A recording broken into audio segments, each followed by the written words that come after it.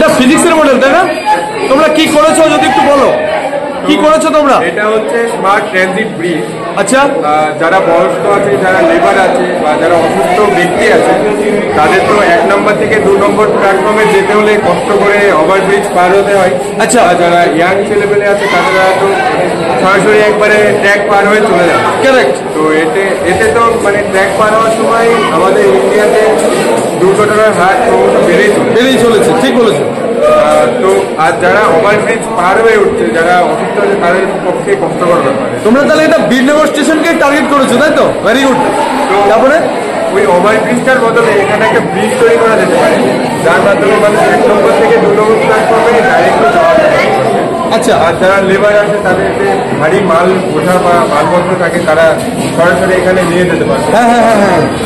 তো এখানে সবসময় এটা থাকলে তো হবে না, যখন ট্রেন ঢুকবে তখন এটা ক্র্যাশ করতে হবে। তো এটা তোমরা কি করেছো? ট্রেন তাই তো? ট্রেনে। আচ্ছা আচ্ছা, তুমি একটু দেখাও, করে দেখাও একটু। তো যখন এমন ট্রেন ঢুকবে অটোমেটিক অ্যালার্ম বেজে উঠবে এবং এটা ভেতরে। ও আচ্ছা, বিউটিফুল বিউটিফুল, দারুণ করেছো। তাহলে তোমরা এই প্রজেক্টের মাধ্যমে কি বার্তা দিলে? আমরা একটা কনসেপ্ট তৈরি করছি যাতে মানুষের কষ্টটা একটু লাঘব হয়। আচ্ছা আচ্ছা। আর দুর্ঘটনার হারটা যেন একটু কমে। আর ট্রেনটা যখন বেরিয়ে যাবে অটোমেটিক আচ্ছা আচ্ছা, মানুষ আবার তাদের মধ্যে যাওয়া আসা করতে পারে। খুব সুন্দর খুব সুন্দর। তোমার নাম বলো? আমার নাম সৌরভ বিশ্বাস। কোন ক্লাসে পড়ো? ক্লাস 10। তোমার নাম? জয় বিশ্বাস। কোন ক্লাসে পড়ো? ক্লাস 10। Very good. মানুষজনকে দেখাও, সুন্দর করে ক্লারিফিকেশন দেবে। Thank you. থাকবে না, সেটা ঘুরিয়ে তখন বায়ুকে দ্বারা টারবাইন ঘুরিয়ে বিদ্যুৎ তৈরি করা এটা থাকবে। যেহেতু এখানে বায়ুটা নেই, ওর জন্য ব্যাটারির সাথে।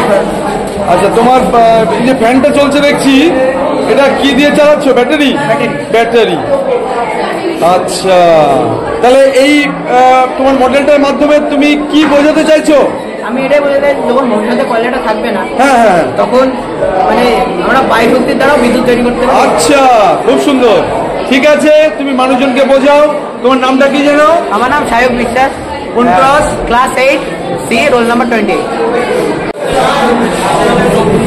এটা দুটো ডিম, আপনাকে দেখে বলতে হবে কোনটা সেদ্ধ কোনটা কাঁচা। আচ্ছা, খুব ইন্টারেস্টিং, বলো। এবার যেটা সেদ্ধ হবে তার নির্দিষ্ট একটা ভর কেন্দ্র আছে, নিশ্চয়ই। সেটা বেশি দিন ঘুরবে।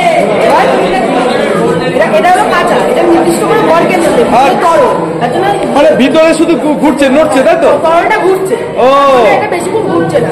আর এটা হলো সেদ্ধ, ভিতরে একটা নির্দিষ্ট ভর কেন্দ্র আছে, এটা আছে। হ্যাঁ হ্যাঁ হ্যাঁ। তার জন্য এটা বেশিক্ষণ ঘুরছে। ও, মানে সেদ্ধ ডিম কাঁচা ডিম তুমি বুঝে যাচ্ছ এইভাবে। এটা তো ভৌত বিজ্ঞানের ব্যাপার, তাই তো? তাহলে ভৌত বিজ্ঞানের ভর কেন্দ্রের যে ব্যাপারটা, সেটা দিয়ে তোমরা ব্যাখ্যা দিচ্ছ। ও, এক্সিলেন্ট এক্সিলেন্ট, খুব সুন্দর। তোমার নাম বলো? আমার নাম দীপশা, ক্লাস 8 এ সেকশন 49 সাল। তুমি বীরনগর উচ্চ বিদ্যালয়ের ছাত্র, তাই তো? আমি ছাত্র। ওকে ওকে। তোমার নাম কি? মৃণাল ঘোষ, কোন ক্লাসে বলো? 7 এ। কি করেছো তুমি একটু বলো? এটা হচ্ছে ওরেস্টেডের পরীক্ষা। আচ্ছা। এটা হচ্ছে ব্যাটারি পজিটিভ পয়েন্ট, এটা নেগেটিভ পয়েন্ট। যদি আমি এইখান থেকে এটা লাগাই, তাহলে এটা এই সাইডে বিকশন করবে, কারণ এই সাইডে ব্যাটারি নেগেটিভ পয়েন্ট, এইখান থেকে চৌম্বক ক্ষেত্রে বেরিয়ে এইখান থেকে এইখানটায় এই চৌম্বক ক্ষেত্রটাকে বিকশন করে এই সাইডে ঘুরাই।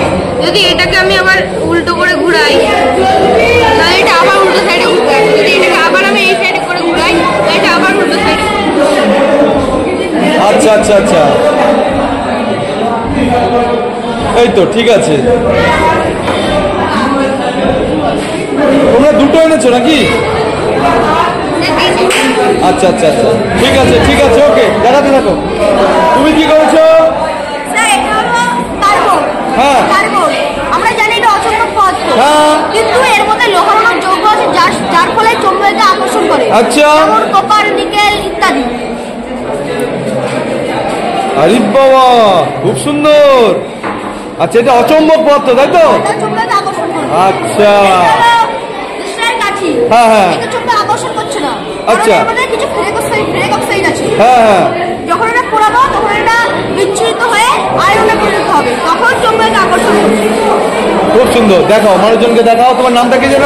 আমার নাম অঙ্কন মল্লিক, হ্যাঁ, 7 সি, রোল নাম্বার 66। বীরনগর উচ্চ বিদ্যালয়, উচ্চ বিদ্যালয়। একদম।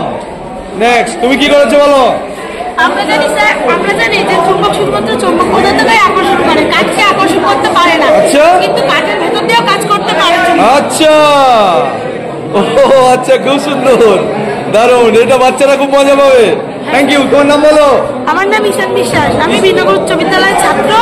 আমার class 8B, 8 section B, role 34। আচ্ছা ঠিক আছে। নেক্সট আমরা আরেকটা মডেল দেখতে পাচ্ছি। তুমি এটা কি করেছো বলো? হাইড্রোলিক ক্রেন বানানো হয়েছে। আচ্ছা আচ্ছা এখানে আপনি দেখতে পাচ্ছেন 4টে সিরিজ অল্টারনেট করে লাগানো আছে, আরো 4টে সিরিজ। এখানে টাইম হচ্ছে 5 দ্বারা, প্রত্যেকটার মধ্যে জল আছে। হ্যাঁ তো আমরা পার্সেলের সূত্র থেকে জানি যে মানে কম ফোর্স প্রয়োগ করে, মানে এখানে বেশি ফোর্স আমরা এখানে অ্যাপ্লাই করবো, মানে উৎপন্ন করতে হবে, মানে বেশি ওয়ার্কার আমরা পাচ্ছি। তো আমরা এখন এটাকে এটা পুরো মানে সিস্টেমটা হচ্ছে। ও মাঠটা পুরোটা তুলে নিচ্ছি। আচ্ছা আগের অবস্থানে নিয়ে আসলাম। দারুণ দারুণ। মানে তোমরা বিভিন্ন দিকে মুভমেন্ট করাচ্ছ তাই তো?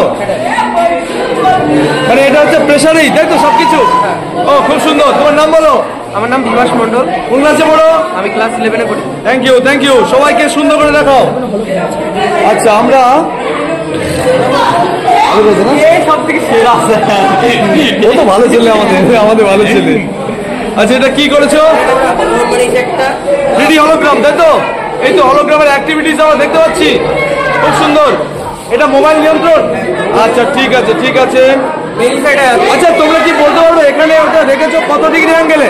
অলমোস্ট 45। অলমোস্ট 45। ওকে ওকে, নাহলে তো আসবে না, রিফ্লেকশনটা আসবে না। তোমার নাম বলো? তাহলে অভিজ্ঞান বিশ্বাস, কোন ক্লাস? আমার 11 ক্লাস সায়েন্স। ও দারুণ, এক্সেলেন্ট। 16 জনকে দেখাও। Thank you.